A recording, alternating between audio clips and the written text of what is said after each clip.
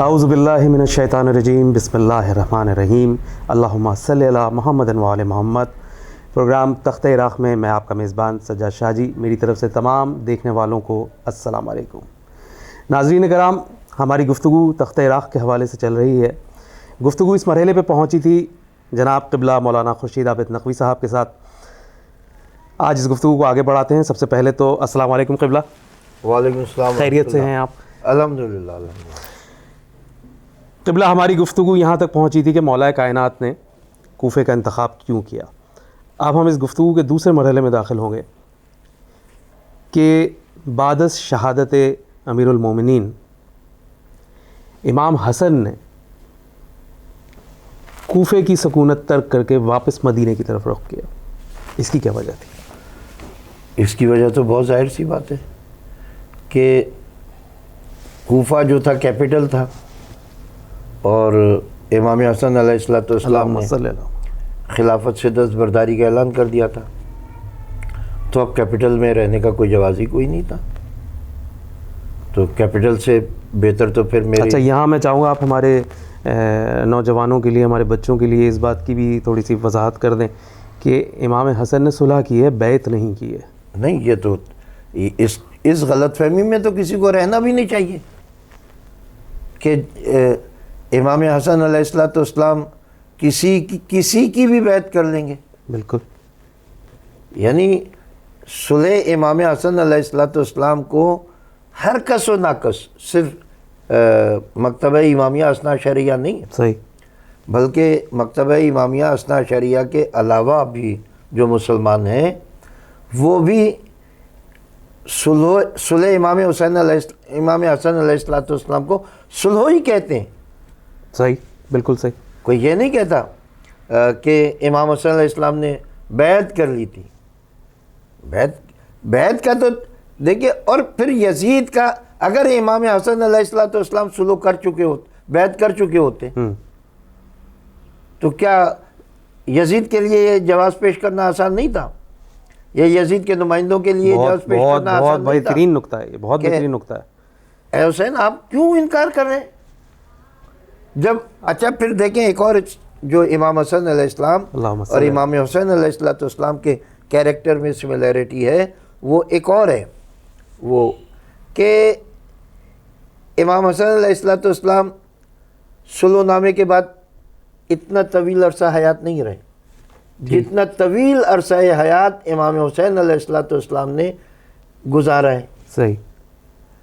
اور کیونکہ میرا بھائی صلح کر چکا ہے، یعنی میرا، اور جب امام حسن علیہ السلام نے صلح کی ہے تو وہ صرف امام حسن علیہ السلام نے صلح تھوڑی کی تھی، وہ حسین ابن علی کے امام نے بھی صلح کی۔ بے شک، بے شک۔ اور امام حسین علیہ السلام نے اس پورے صلح نامے کو وہی رسپیکٹ دی جب تک یزید نے طلب بیعت نہیں کی۔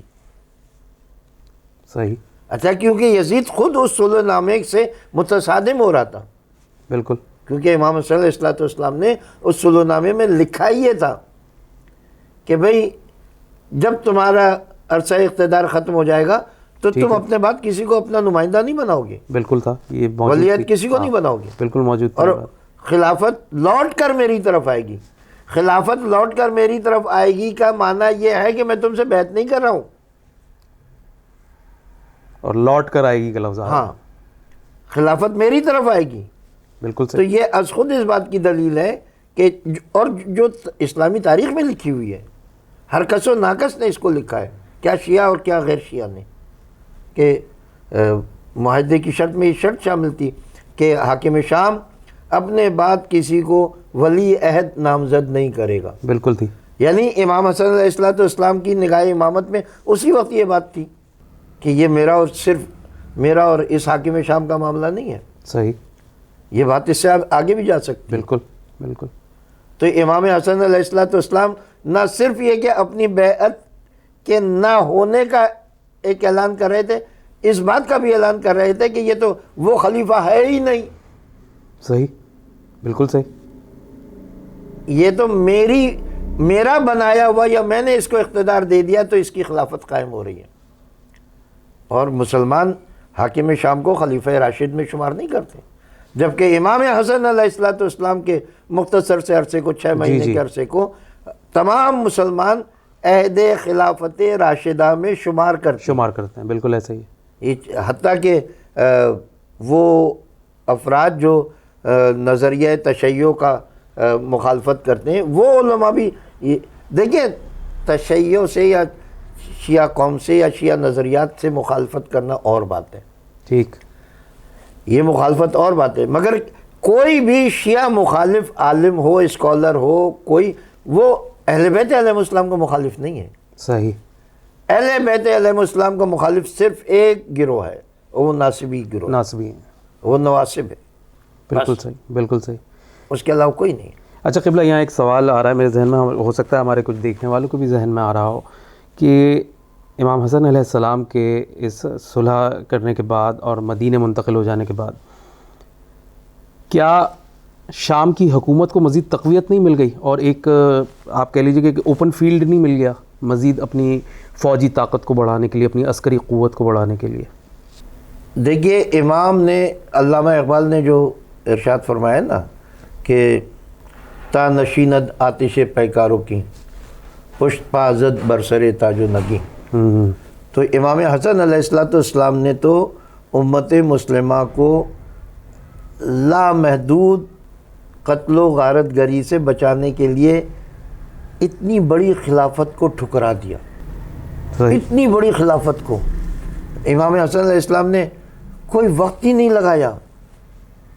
کیوں؟ تاکہ مسلمانوں کا کچھ تو خون نہ ہو, مسلمانوں کی جان ضائع نہ ہو. ایک مسلمان بھی بہت قیمتی ہے, مسلمان کا قطرہ خون بھی بہت قیمتی ہے اور اسے غیر رائے خدا میں نہیں بہنا چاہیے. اس بات کو امام سے بہتر کون جان سکتا تھا؟ بالکل. تو امام نے تو اسلام کی حفاظت کے لیے, مسلمانوں کی حفاظت کے لیے امام نے خلافت کو چھوڑا تھا. اگر سامنے والا حاکم اتنا ہی مخلص ہوتا صحیح کہ جس کے سپرد یہ خلافت کر دی گئی ہے وہ اس سپردگی کی اہمیت کو محسوس کرتا تو پھر اس کے طرز حیات بدل جاتے. مگر تاریخ تو لکھتی ہے کہ اس نے تو صلح نامہ پاؤں کے نیچے رکھ کر جی بالکل ہوا. بالکل ہوا. یہ تاریخ کے الفاظ ہیں کہ صلح نامہ پاؤں کے نیچے رکھ کر کہا کہ حسن نے جو لکھنا تھا وہ لکھ دیا, آپ اس کی لکھی ہوئی تحریر میرے پاؤں کے نیچے. بالکل ایسا ہی ہوا. اور یوں کر کے پاؤں سے رگڑا اس کو. بالکل ایسا ہی ہوا. تو وہی بات کہ مولا علی کو جیسے خوف نہیں تھا کہ میں موت سے ملاقات کرتا ہوں یا موت مجھ سے ملاقات کرتی ہے, اس طرح سے علی کے بیٹے کو یا حضرت زہرا کے فرزند کو کہ جس کے گھر کے دروازے پر فرشتگان سماوات سائل بن کے آتے ہوں, بے شک بے شک, جو فرشتوں کو خیرات بانٹنے کا عادی گھر رہا ہو, وہ ایک دنیا کے سائل کو اگر اس نے خلافت دے دی تو کوئی بڑی بات نہیں ہے. کیا کہنا. اب یہ تو اس کا مقدر تھا, اس کا نصیب تھا کہ وہ اتنا بڑا اس کو موقع ملا, وہ اپنے آپ کو سنبھال لیتے اور مسلمانوں کے لیے اچھے کام کر جاتے یا اسلام کو تقویت دے جاتے یا آل محمد کے لیے وہ سازشیں نہ کرتے. اگر ایسا ہوتا تو پھر نہ امام حسن علیہ السلام شہید ہوتے, نہ اصحاب کبار. صرف یہی نہیں کہ بنی ہاشم کے افراد شہید ہوئے یا علی اور اولاد زہرا شہید ہوئے, مسلمانوں کو قتل کروایا. بالکل. اصحاب رسول قتل ہوئے. بالکل ہوئے. بالکل ہوئے. اور اس پر کوئی اور نہیں, ازواج رسول کے نوحے تاریخ میں جی کہ جب حجر ابن عدی کو قتل کیا ہے بیٹوں سمیت حاکم شام نے, تو زوجۃ الرسول حضرت عائشہ نے اس کے اوپر سخت احتجاج کیا ہے اور وہ اشعار تاریخ میں موجود ہیں. تو آل رسول نے اس بات کی کب پرواہ کی کہ ہماری رعایتوں سے. اچھا آل رسول تو دیکھیں سیدھی سی بات یہ کہ آل رسول نمائندہ الہی ہیں. بے شک. جو سنت الہیہ ہے وہ آل رسول میں پائی جاتی ہے. جیسے اللہ نے فرعون کو پرورش کیا. بالکل صحیح. بالکل صحیح. کیا خوب مثال دی آپ نے. جتنا اللہ فرعون کو نوازتا رہا اس کی فرعونیت اتنی بڑھتی گئی. حتیٰ کہ موسیٰ علیہ السلام نے شکوہ کیا کہ یا اللہ یہ تیری وحدانیت کا منکر, یہ تیری توحید کا دشمن, اور تو اس پر اپنے لطف و کرم کی بارشیں کر رہا ہے. جواب الہی آیا کہ اگر وہ آداب بندگی بھلا چکا ہے تو میں اخلاق ربوبیت کیسے فراموش کروں؟ سبحان اللہ، سبحان اللہ، کیا شان ہے اس رب کی، واہ. تو یہ اسی رب کے تو نمائندے ہیں. بے شک بے شک. یہ تو اس لیے موقع دے رہے ہیں کہ اس سے مسلمانوں کا فائدہ ہو جائے، اسلام کا فائدہ ہو جائے. انہیں اپنے لیے امام حسن علیہ السلام کو، جیسے امام حسین علیہ السلام کو اس بات کا کوئی خوف نہیں تھا کہ میں اگر کربلا جاؤں گا تو میں قتل کر دیا جاؤں گا. صحیح. جب میں نے کہا بھائی علی کو تو سلایا ہی بستر شہادت پر ہے حضرت ابو طالب نے، اور علی شوق سے سوئے، بچپن سے سوتے چلے آئے. تو اس گھر کے کسی بچے کو موت سے تو کوئی خوف تھا ہی نہیں. بے شک بے شک. یعنی امام صلی اللہ علیہ وسلم نے اس وجہ سے صلح نہیں کی کہ وہ اپنی جان بچانا چاہتے تھے، وہ مسلمانوں کو بچانا چاہتے تھے، مسلمانوں کی جان بچانا. بلکہ امیر المومنین نے تو متعدد مواقعوں پہ یہ فرمایا کہ علی کو اس بات کی پرواہ نہیں ہے کہ علی موت پہ جا پڑے یا موت بے شک پڑے. کیا کہنا ہے، سبحان اللہ. اچھا وہ اسباب کیا رہے پھر کہ امام حسن جب مدینہ آ گئے، مدینہ آ کے ڈیفینیٹلی آپ نے کوئی عسکری قوت نہیں جمع کری، کوئی ہتھیار نہیں جمع کیے، کیا اسباب ہوئے کہ آپ کو شہید کیا گیا؟ کیا وہ جو مخالفین تھے وہ یہ دیکھ رہے تھے کہ لوگوں میں امام حسن کے بارے میں معرفت بڑھ رہی ہے؟ بالکل ایسا ہی ہے. میں آپ سے عرض کروں کہ جو حقدار ہوتا ہے نا، جب وہ مسند حق پر متمکن ہوتا ہے تو اس کو اتنا خوف نہیں ہوتا. صحیح ہے، بالکل صحیح، بالکل صحیح. مثلا کسی کے بیٹے کو باپ سے ورثہ ملا ہو، زمینداری کا، جاگیرداری کا، صحیح ہے، اسے کوئی خوف ہوگا؟ بالکل نہیں ہوگا. مگر جس نے قبضے چھینا ہو، کیا کہنے قبلہ، واہ واہ، اسے تو یہ خوف ہوگا. بالکل ہوگا، بالکل کیونکہ اسے پتہ ہے کہ میں تو برحق جگہ نہیں بیٹھا ہوں. اچھا پھر اس خوف میں آدمی کیا کرتا ہے؟ جو سب سے مضبوط مخالف نظر آتا ہے. امام حسن علیہ السلام نے تو اپنے طرز عمل سے کبھی یہ ظاہر بھی نہیں کیا کہ میں حاکم شام کا مخالف ہوں. نہ ان کو یہ بات زیب دیتی تھی، نہ ان کے اخلاق کو یہ بات زیب دیتی تھی کہ جب میں نے لکھ کر دے دیا تب کوئی فکر نہیں ہے. جو رسول کا اخلاق وہی امام کا اخلاق. مگر کیونکہ اندر یہاں کچھ نہ کچھ تھا، اور اس میں آپ یقین کریں کہ میں اپنے ایمان کی بدولت یہ بات کہہ رہا ہوں، اپنے یقین کے ساتھ یہ بات کہہ رہا ہوں کہ اگر امام حسن علیہ السلام 100 سال حیات رہتے تو امام کبھی اس ٹھکرائی ہوئی حکومت کی طرف نظر اٹھا کر بھی نہ دیکھتے. بے شک بے شک بے شک. مگر اس کو یہ خوف تھا کہ یہ مسلمان امام حسن علیہ السلام کے جھنڈے کے نیچے یا ان کے ارد گرد جمع ہو جائیں گے، اور پھر میرے لیے ایک بہت بڑی مخالفت کی جماعت کھڑی ہو جائے گی. کیا مخالفین ماضی سے بھی کچھ سبق لے رہے تھے کہ جیسے صلح حدیبیہ ہوئی تھی اس پہ بھی اس وقت مسلمانوں نے بظاہر یہی کہا کہ یہ تو بڑی مسلمانوں کے لیے بڑی شرمناک بات ہے کہ ہم اس طرح صلح کر کے واپس جا رہے ہیں؟ دیکھیں امام حسن علیہ السلام کی صلح کو علماء کرام اور فلاسفہ اسلام بالکل صلح حدیبیہ ہی کے تناظر میں سمجھنے کی کوشش کرتے ہیں، اور پھر بالکل برحق بات بھی ہے کہ صلح امام حسن جو ہے وہ صلح حدیبیہ کا عکس ہے. اس میں بھی معاہدے جو ہیں وہ مکے والوں نے ہی توڑے، جی مشرکین نہیں توڑے. جی تو امام حسن علیہ السلام کو اس بات کا کوئی خوف نہیں تھا کہ اگر اس صلح کی قدر نہ کی گئی تو اس کا اثر مجھ پر پڑے گا. نہ صرف یہ کہ حکومت دے دی، تخت حکومت بھی چھوڑ دیا، دارالخلافہ بھی چھوڑ دیا، واپس مدینہ تو رسول واپس آ گئے امام حسن علیہ السلام، اور وہی طرز زندگی اختیار کر لیا جو پہلے سے چلا آ رہا تھا. اچھا چونکہ بات یعنی دیکھیں یہ اہل بیت علیہ السلام کی زندگی کا کتنا خوبصورت پہلو ہے کہ آج بھی آپ دیکھیں کہ اگر کوئی صرف ایک کاروبار میں پروموشن ہو جائے، کسی کے عہدے میں پروموشن ہو جائے، وہ آدمی جو لوگوں کے ووٹ سے الیکٹ ہو کر ایم این اے اور ایم پی اے بنتا ہے، صحیح، یا جو وزیر اعلیٰ بن جاتا ہے، صحیح، جب وہ چیف منسٹر ہاؤس چھوڑتا ہے اس کو تکلیف ہوتی ہے، کیونکہ اس کے لائف اسٹائل میں چینج آ چکا ہوتا ہے، وہ اس فیسیلیٹیشن کا عادی ہو چکا ہوتا ہے جو اس کو اس چیف منسٹر ہاؤس میں اویلیبل ہوتے ہیں. مگر امام حسن علیہ السلام اور اہل بیت علیہ السلام کا یہ رخ روشن ہے حیات کا کہ انہیں کوئی ایسے جیسے کوئی بات ہی نہیں. یعنی شاید جوتا اتار کر پہننے والا انسان زیادہ زحمت محسوس کرتا ہو، مگر امام حسن علیہ السلام نے تخت حکومت کو ٹھوکر مارنے میں کوئی تکلف محسوس نہیں. سبحان اللہ، سبحان اللہ. اور واپس مدینہ آ گئے.